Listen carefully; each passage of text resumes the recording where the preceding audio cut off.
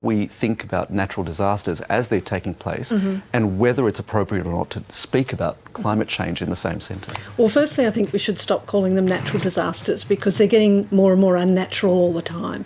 And I think it is absolutely the time when we have to draw that link, because what we've been saying as scientists for a very long time is that climate change has risks, and those risks come about through the increase in severity and frequency of the sorts of extreme events that really cause impacts to our environment, to our infrastructure, to our communities.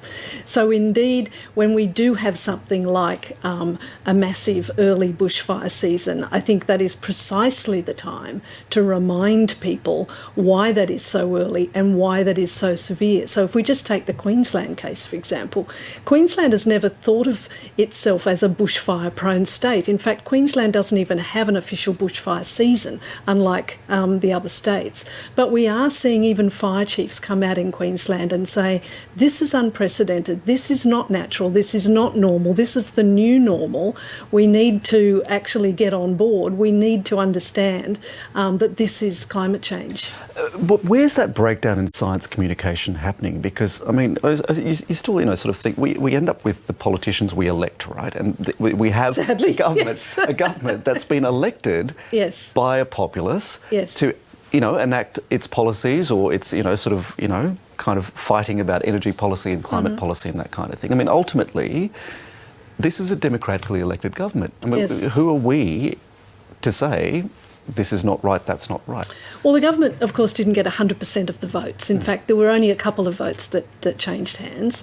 It was portrayed as a climate change election, and for many, many Australians, it really was a climate change election. But not enough, clearly. Not quite enough in the seats that really counted. And for those of us in the climate change activist business, that was, very disappointing.